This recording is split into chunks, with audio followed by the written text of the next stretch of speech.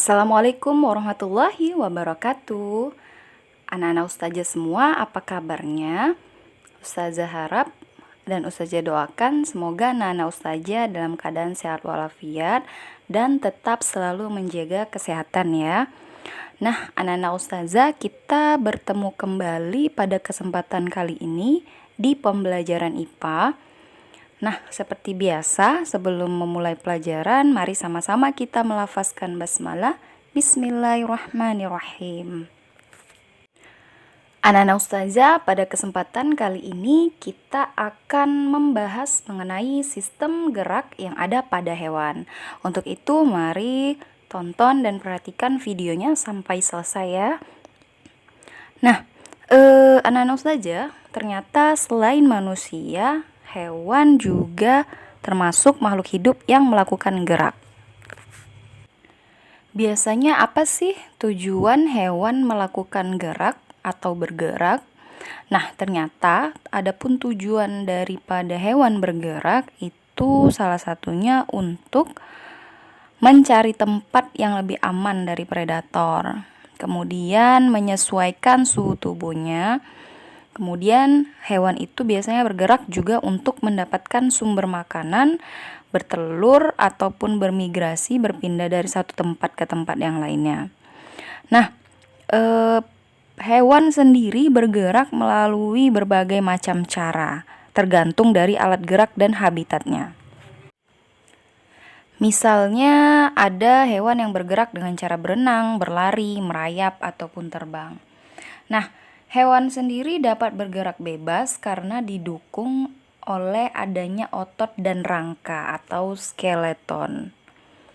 Skeleton ini sendiri atau rangka biasanya dibagi menjadi 3, yaitu endoskeleton, exoskeleton, dan hydroskeleton.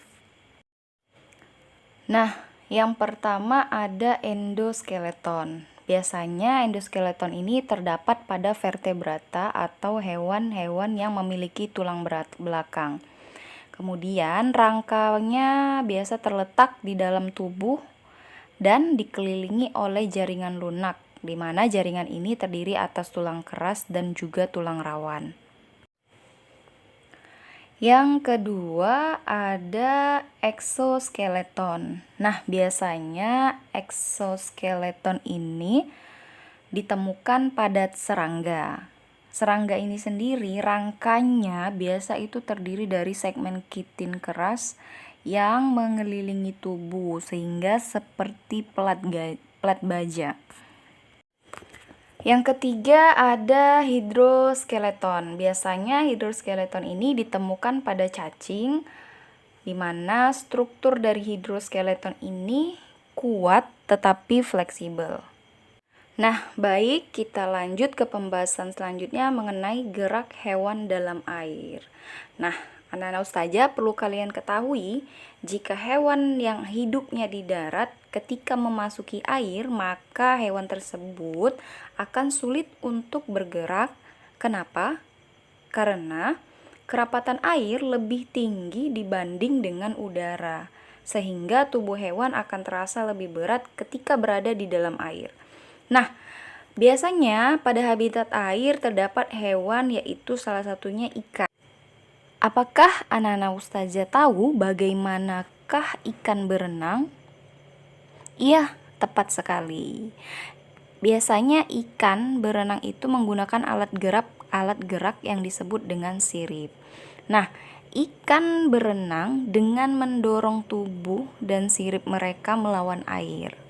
Kemudian kontraksi ataupun relaksasi dari otot-otot yang melekat pada setiap sisi tulang punggung ikan akan menggerakkan tubuh ikan dari sisi yang satu ke sisi yang lainnya dan mendorong ikan ke depan.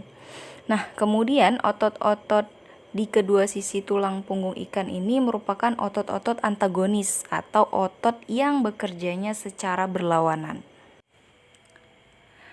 Ikan sendiri menggunakan sirip untuk apa? Untuk mengontrol arah pergerakan dan stabilitasnya ketika melakukan pergerakan di air. Nah, sirip dorsal misalnya atau sirip belakang atau sirip punggung dan sirip depan itu biasa berfungsi untuk meningkatkan luas permukaan vertikal ikan agar ikan tetap tegak dan bisa menjaga stabilitasnya saat berada di dalam air. Nah, anak-anak ustazah, ikan ternyata juga memiliki kantung berisi gas. Biasanya disebut dengan gelembung renang atau kantung renang. Nah, apa sih fungsi dari gelembung renang ini sendiri? Iya, benar. Fungsinya adalah untuk membantu mengontrol daya apung. Karena ketika daya apungnya baik, maka ikan akan bisa bergerak bebas di dalam air. Nah, ketika gelembung renang tadi dipenuhi oleh gas, maka kepadatan ikan akan berkurang. Otomatis ikan akan naik atau berenang ke atas. Nah, sebaliknya, saat gas dilepaskan, maka kepadatan ikan meningkat dan ikan akan cenderung tenggelam.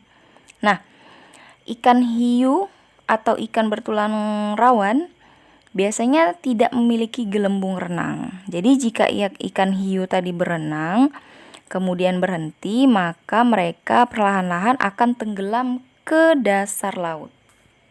Yang selanjutnya ada gerak hewan di darat. Nah, bagaimana sih gerak hewan-hewan yang ada di darat? Hewan yang bergerak di darat biasanya bergerak dengan cara melata, berjalan dengan kaki, dan juga merayap. Nah, pada vertebrata tingkat tinggi atau hewan bertulang belakang, hewan tersebut dapat bergerak lincah karena adanya alat gerak berupa otot dan rangka. Nah, biasanya hewan yang hidup di darat ini memiliki otot dan tulang yang kuat untuk melawan inersia ataupun menyimpan energi pegas. Salah satu contoh gerak hewan di darat yaitu pada gajah. Nah, gajah ini memiliki massa tubuh yang sangat besar. Kemudian apa akibatnya? Akibatnya karena massa tubuh yang besar, maka gajah ketika bergerak harus melawan inersia yang nilainya juga besar. Kemudian perbedaan antara struktur tulang dan kekuatan otot gajah membuat gajah mampu berlari.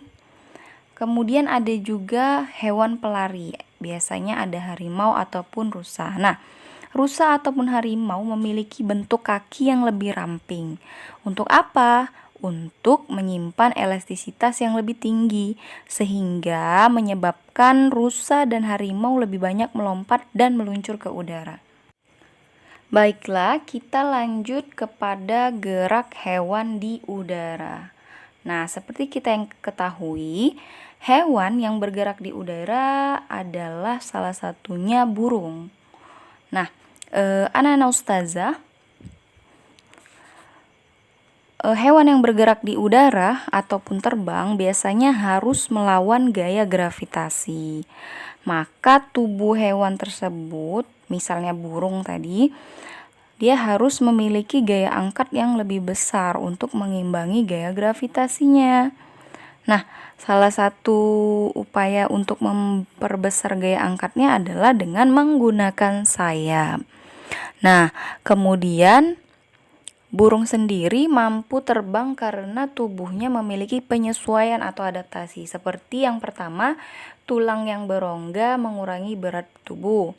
Kemudian otot pada burung itu dapat menggerakkan sayap ke atas dan ke bawah, dan ada juga bulu burung yang lembut itu akan menutupi tubuh dari burung itu tersebut. Oke, yang selanjutnya fungsi dari bulu pada burung. Yang pertama adalah untuk menjaga suhu tubuh burung agar tetap hangat. Nah, seperti kita ketahui, burung memiliki suhu tubuh sekitar 41 derajat Celcius.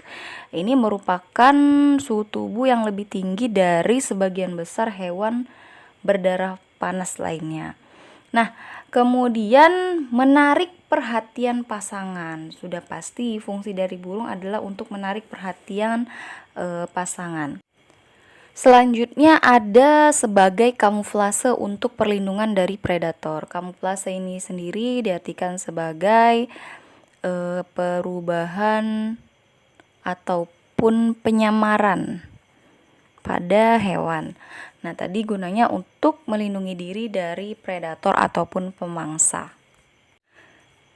Kemudian, sayap burung biasanya berbentuk aerofil atau seperti sayap pesawat terbang. Nah, anak-anak saja bisa perhatikan gambar daripada sayap burung dan juga sayap pesawat terbang yang ada di video.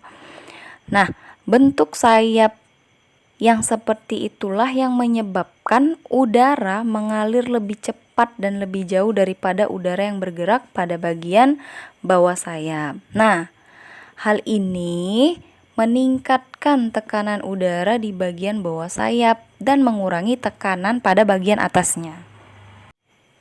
Dengan begitu, ketika burung mengepakkan sayap, maka udara akan mengalir ke bawah. Kemudian dorongan dari bawah tersebut menghasilkan gaya yang berlawanan, yaitu ke atas, sehingga burung nantinya akan terangkat ke atas. Oke, di dalam Al-Quran pada surah Al-Muluk ayat 19 Allah mengatakan Bismillahirrahmanirrahim.